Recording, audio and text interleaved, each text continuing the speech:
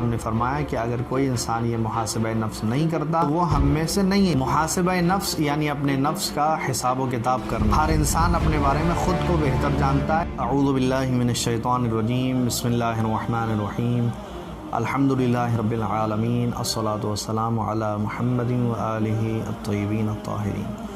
قال الامام المعصوم علیہ آلاف التحیہ والسلام، من لم يحاسب نفسہ فلیس منا۔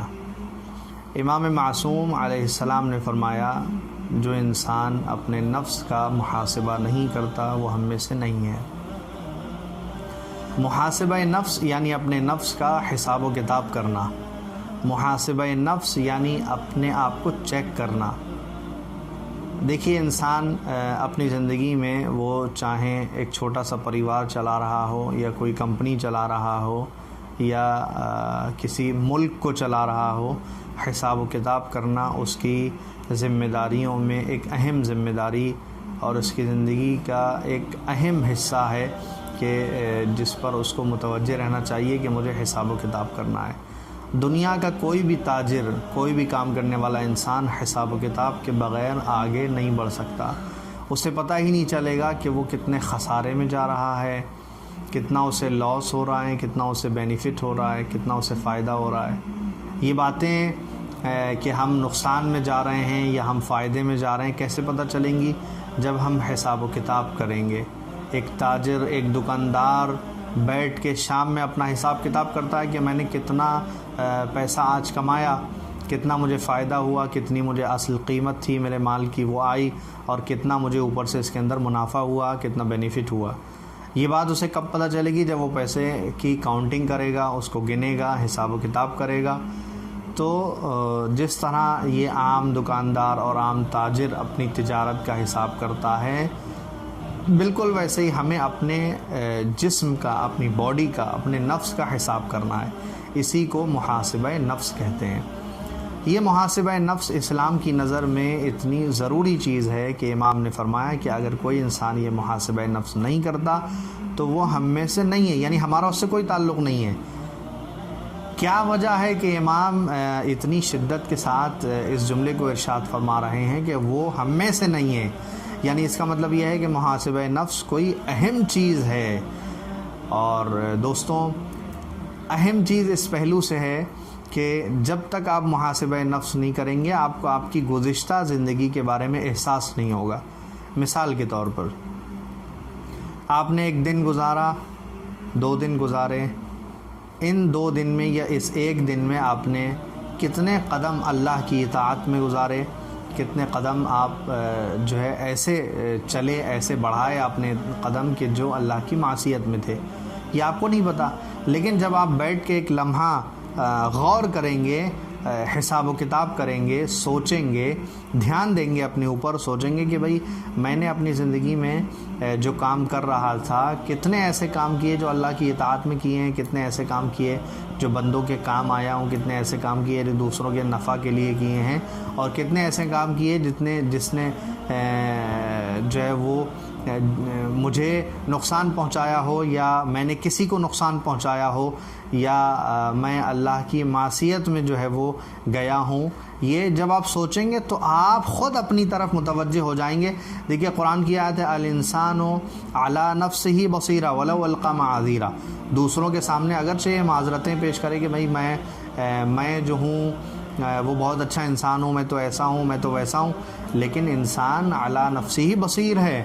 خود اپنے بارے میں انسان بہتر جانتا ہے۔ کوئی بھی ماں باپ اپنی اولاد، یا اولاد اپنے ماں باپ، یا بھائی اپنے بھائی، یا دوست اپنے دوست کے بارے میں، استاد شاگرد، شاگرد استاد کے بارے میں نہیں کہہ سکتا کہ بھئی یہ بالکل معصوم ہیں، یہ تو بہت اچھے انسان ہیں، یہ تو کچھ نہیں کرتے۔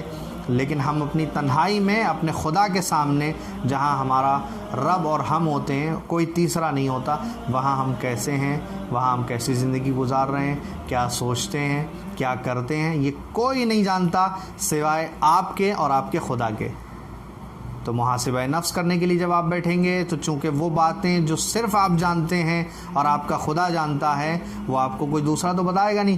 کسی دوسرے کے سامنے تو یہ حضرت انسان بڑا اچھا بن کے پیش آتا ہے کہ میں تو بہت اچھا انسان ہوں، تو ظاہری طور پر ہم جو دیکھیں گے وہ مانیں گے، ہاں بھئی یہ انسان نماز پڑھتا ہے، متقی ہے، پرہیزگار ہے، صدقہ دیتا ہے، حج کرتا ہے، زیارت کر کے آیا ہے، بہت شریف انسان ہے، بہترین انسان ہے، لیکن وہ کیسا انسان ہے وہ خود جانتا ہے کہ وہ کیسا انسان ہے۔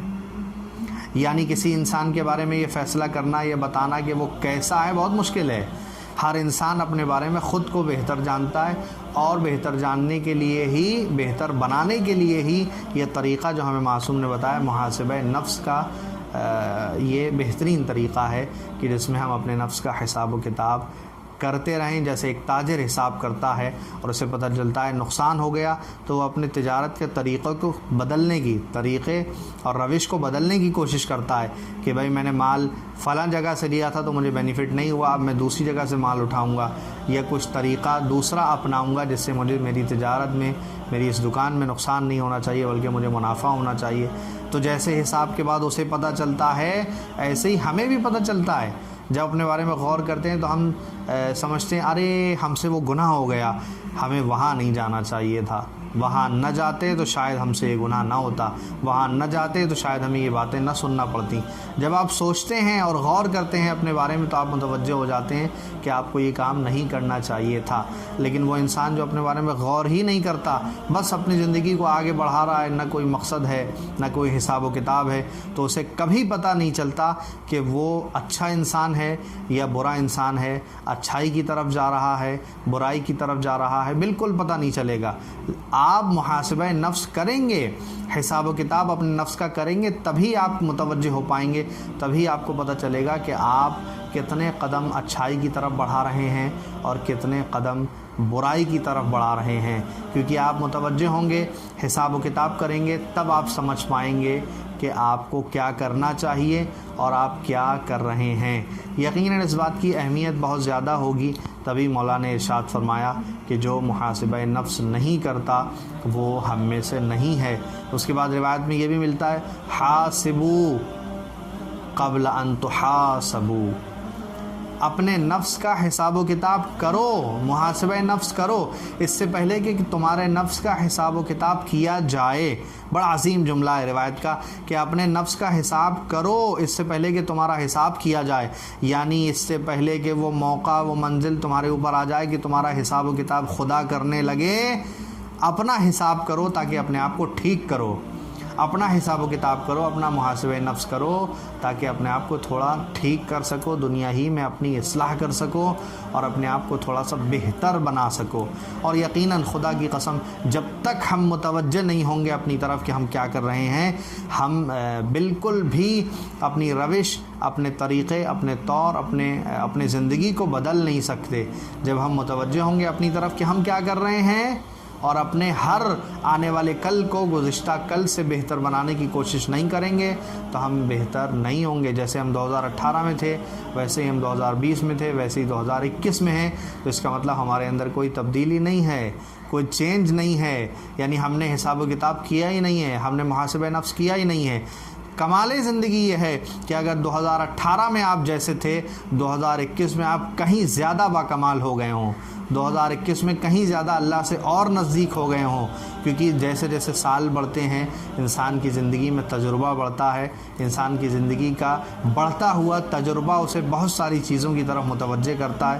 وہ اپنے 5-10 سال پہلے کچھ اور تھا لیکن زندگی کے تجربے کے ساتھ اب کچھ اور ہے۔ لیکن وہ انسان کہ جو اپنی اس بڑھتی زندگی کے بڑھتے تجربے سے کوئی استفادہ نہیں کرتا، محاسبہ نفس نہیں کرتا، اپنے بارے میں غور نہیں کرتا، اپنے بارے میں فکر نہیں کرتا، اپنے بارے میں سوچتا نہیں ہے کہاں جا رہا ہے، کیا کر رہا ہے، اچھائی کی طرف ہے، برائی کی طرف ہے، جو ان تمام باتوں پہ غور نہیں کرتا، اس کا آنے والا دن بھی ویسے ہی ہوتا ہے جیسا اس کا گزشتہ دن ہے۔ پروردگار کی بارگاہ میں ہم سب دعا کریں پروردگار ہمیں زیادہ سے زیادہ اپنے نفس کو کنٹرول کرنے اور اپنے اوپر سوچ و وچار کرنے، غور و فکر کرنے کی توفیق عنایت فرما، تاکہ اپنے آپ کو ایک صحیح راہ پر ہم گامزن کر سکیں، ایک صحیح راستے پر اپنے آپ کو لے کر جا سکیں۔ محمد والے محمد کے صدقے پروردگار ہمیں کار خیر کی، محاسبہ نفس کی توفیق عنایت فرما۔ والسلام علیکم ورحمۃ اللہ وبرکاتہ۔